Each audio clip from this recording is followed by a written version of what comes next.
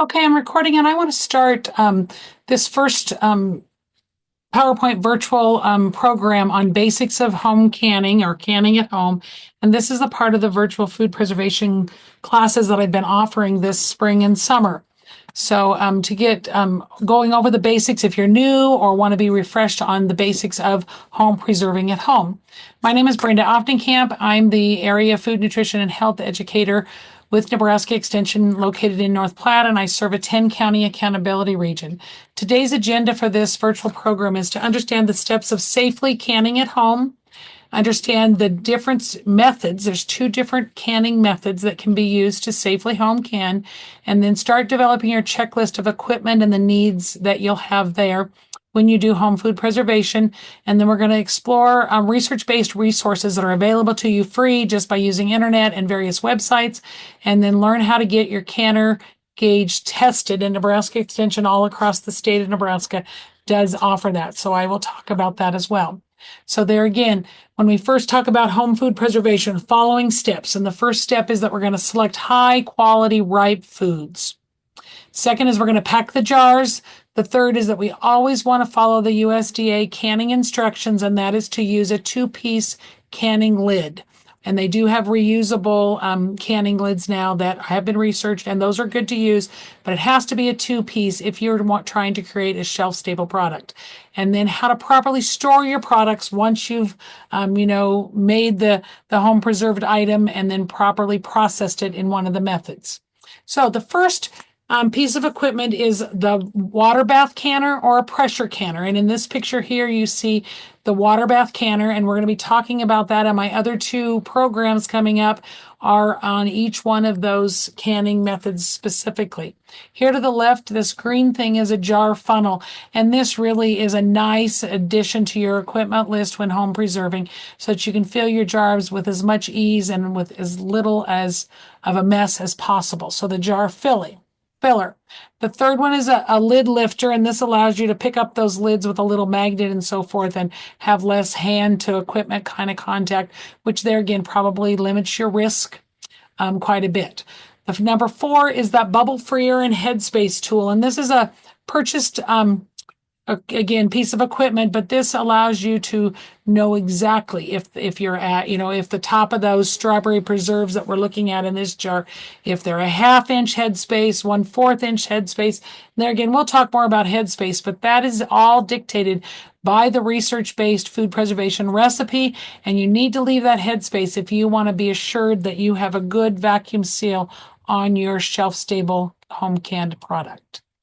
The fifth is a jar lifter, and out of everything, this is one that I think you really need because to use anything else is just not as safe. And you're lifting jars, that could have some weight to them, filled jars of product into hot water. You're lifting it back out of hot water. So a good jar lifter that has that rubber, way to grip it is really, really important. And then the jars itself. And there again, the jar size is going to be dictated by the recipe that you've selected. The seventh piece of equipment or supplies is the lids and the bands. And here I'm talking that two-piece lid. And we'll look at that more as we go today. So there's two methods of packing jars. The first one is raw packing. And raw packing is for foods that lose shape when cooked. Here, the raw food is put directly into the jars. And so in this picture, these carrots were, peeled and then sliced, and then they were just put directly into the jar. And then what they're doing is pouring that hot liquid over the raw carrots in that jar. And there again, this is the raw packing method of canning. And there again, when you use raw pack, you want to pack your product firmly, but you don't want to crush them, but pretty tight.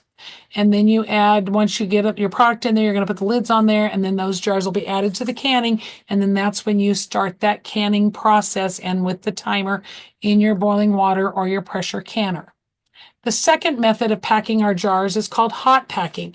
And this method is really preferred for most foods. Food is cooked in liquid before packing it. So there's nothing, the raw food is cooked, brought to a boil and boiled for quite a while, simmering on the stovetop. Cooking liquid poured over food in the jar. So you fill the jar with that cooked hot liquids, and then you maybe will even add more liquid to it that's hot. In using the hot packing method, you use fewer jars. You'll have less of your food floating when you get your shelf-stable product. So it does present a much higher quality finished shelf stable product because you don't have the floating of food. You'll retain color and flavor better when you're hot packing your foods. And then they're easier to pack because the food has been cooked and simmered on the stove. So it's pliable and it allows you to get that jar more tightly packed. And so thus taking fewer jars because you get more product in each jar. Okay, I mentioned the word headspace. So headspace is that space in the jar that's between the inside of the lid and the top of the food or the liquid that's in your filled jar. So you can see here on this picture, and there again, this is all dictated by your research-based recipe that you're following for your home canned food product. And for jellies or jams or any kind of gelled product, 1/4 inch headspace is always, and that's really the first ring on the rim on the jar, but that little measuring tool makes it a little more easy to identify. For fruits, tomatoes, pickles, most of those recipes you'll see will call for 1/4 or 1/2 inch headspace. And then for any low acid foods, and these are those foods that were low acid, for sure going to have to pressure can, which is a much lengthier processing time. Recipes call from 1 inch to 1 1/4 inch. So there again, knowing where that's at and that little tool that you see in the very upper picture does make it easier, but the rim of the jar is how they're determining that for headspace. But that is critical if you want to assure that you have a good vacuum seal on your home canned food products. So what if you have too little headspace? The food may bubble out during the process if you have too little headspace. Food deposits on the rim of the jar may prevent it from sealing properly. But if you have too much headspace, food at the top of the jar is likely to discolor. So probably not a safety factor, but just more of a quality factor. And the jar may not seal properly here either because air may not be forced out of the jar during the canning process. So there again, knowing exactly what headspace following that recipe is really critical and not having too little or too much headspace. When you prepare your jars and lids, you're going to wash your canning jars. You're going to dispose of any jars that have nicks or broken, cracks or anything. You want to inspect them every year. And then you're going to prepare that 2-piece canning lid and rings by following those package instructions. And I want to note here that you used to, years ago, and I'm talking 15 years ago, have to boil the 2-piece canning lids. That no longer is the instructions on any jar. They just need to be washed, hot soapy water, rinsed, and then put on the jars correctly. When you've filled your jars with product, you need to remove air bubbles, and this is done with a plastic spoon or a plastic handle or even a wooden spoon. Don't use a metal spoon. And after you fill your jar with product, you literally run that plastic spoon or that plastic, knife or whatever you're going to use down around the edge of the jar and the product, and that helps break up any air bubbles so that you can help to force that air out before you even start the canning process. And then you're going to wipe the rim of your jar with a clean cloth. Many times we'd say use a damp single-use paper towel for that. And then this is where you're going to put that cleaned 2-piece lid on, and when you tighten that band over that flat, you're just finger tightening it. Do not use large muscles when you do that. Just finger tight is all you need to have it on there. When you think about what canning method, and this really is determined which type of canning, piece of equipment you're going to use. You only use approved canning methods for the type of food you're preserving. One of those would be acid foods or low acid foods. So let's look at this. For those foods that are acidic on the pH scale, they would be a 4.6 or lower, and these would include fruits, which include our tomatoes or pickles. So these are really higher in acidity, so there are acid foods. Approved canning methods mean boiling water canning or pressure canning. The boiling water canner is one like this. There's lots of different ones, but there again, this is what you can with for acidic foods, for those foods that have a high level of acid in them, or tomatoes. And even with tomatoes, they say that any tomato product should be acidified. Okay, the other canning method is pressure canning, and a pressure canner like this for the stovetop. This looks pretty similar to most of them, and this is what's used for low acid foods or for mixtures of foods that have high and low acid foods. So these on a pH scale, your low acid foods would be a 4.6 or higher, and they would be your vegetables, green beans, peas, corn, meats, poultry, soups, which could be a combination of meat and vegetables, or those mixtures of acid and low acid foods. So like spaghetti sauce that has meat, vegetables, and tomatoes. So all of those require the pressure canner because they're low acid foods. Why do low acid foods have to be pressure canned? It's all because of the foodborne pathogen that's so prevalent is Clostridium botulinum. And this many times is more common in home canned foods, but you can have this foodborne illness be prevalent in commercially purchased canned products as well. But Clostridium botulinum forms a protective heat-resistant spore. Spores require a higher temperature for destruction. Botulism is the illness that will result if you have this foodborne pathogen grow. And that's why those low acid foods must be pressure canned, because pressure canning takes the temperature of those foods during the processing to a higher temperature. So regardless of the method that you're going to use to can, each food has its own processing time. You have to follow directions carefully. The time differs with the size of jar that you're using. The length of time differs by your elevation or altitude. So there's more information that we need to collect, and we're going to talk more about this. So there again, the elevation and food safety, those two words go hand in hand. You see a map of the state of Nebraska, and it shows you we go from 1,000 feet above sea level, clear down in the southeast in Richardson County, clear up to, it would go over 4,000 feet. Almost well, there in the southwest, it's close up to 5,000 feet. So a big elevation difference. And we know that at sea level, water boils at 212 degrees Fahrenheit. And that's probably what most of us learned in science. And food preservation and home canning is very much rooted in science. For elevations above sea level, it's necessary to add additional time or pressure to the processing. So you need to know what your elevation is for where you're at when you are home food preserving. So if you're using a research-based recipe, you will have a processing chart like this. And that's a good way if you have a home canned recipe. If your recipe just specifies one processing time, you probably don't have a research-based one. If you're using an up-to-date ball canning book, those give you instructions in the very front of that manual of how to adjust for it. But those recipes in an up-to-date ball canning book probably are done at sea level. So there again, you know how you have to be able to adjust. So this chart that we're looking at is for tomatillo green salsa. And there again, it's an acidic food, so we can use the boiling water canner. And we're going to use pint jars. We're going to use the hot pack method of packing them.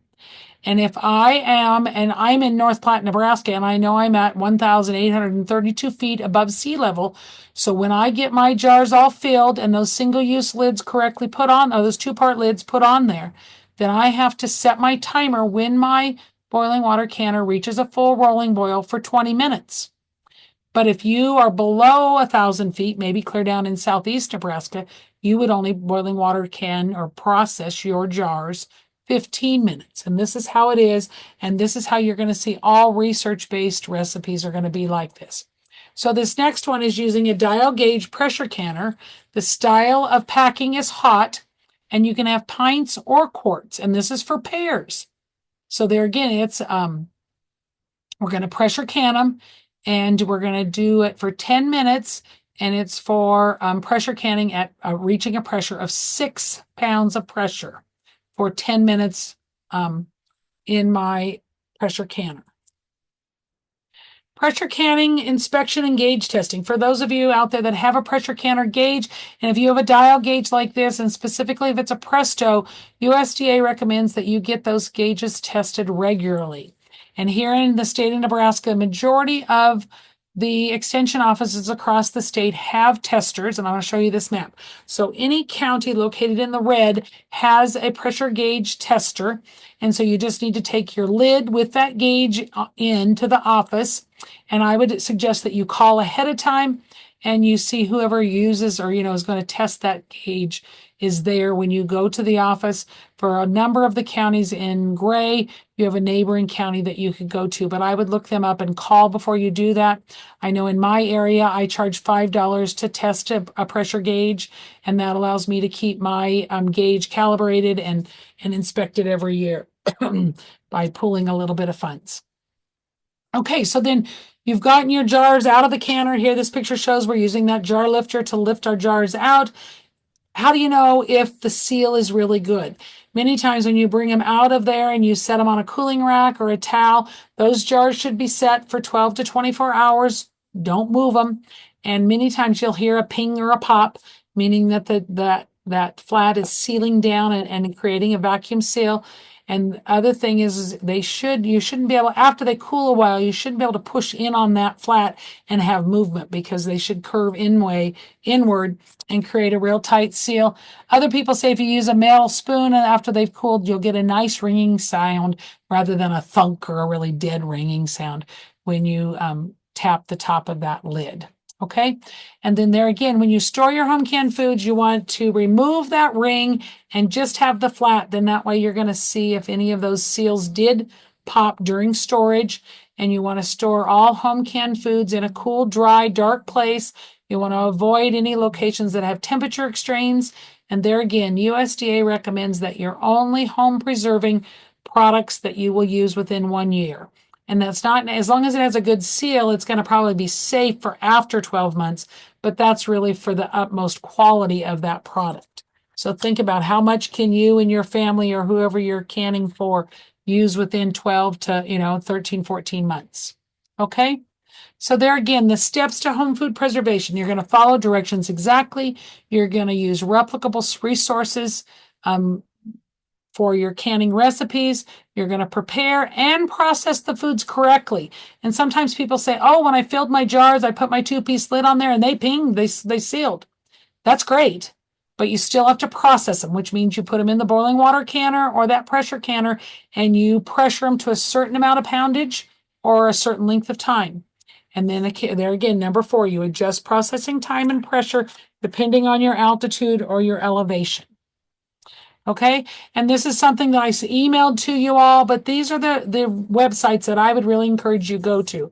The National Center for Home Food Preservation, and if you type that into your Google search engine, that's what you're going to come up with. And this is the USDA Complete Guide to Home Canning, and it's maintained by the University of Georgia Agriculture. That's why you see that UGA in the URL address.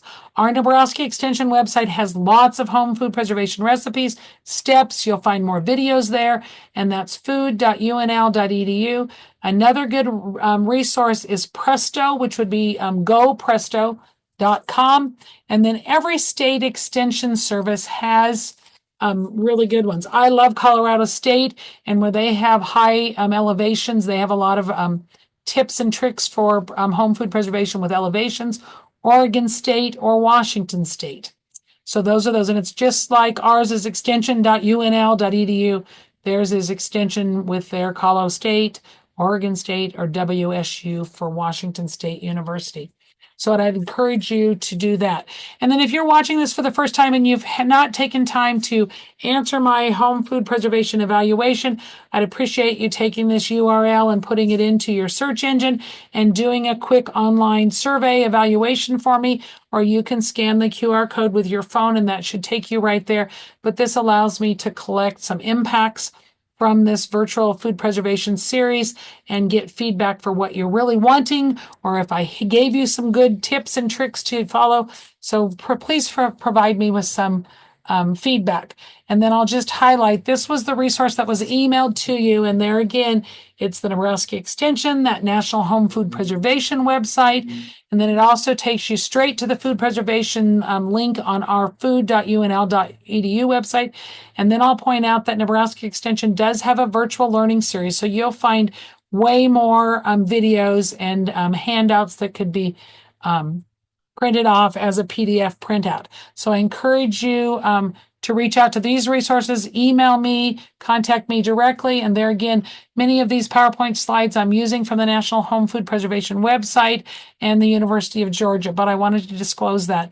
So I look forward to hearing from you. Be sure that you contact me with any questions.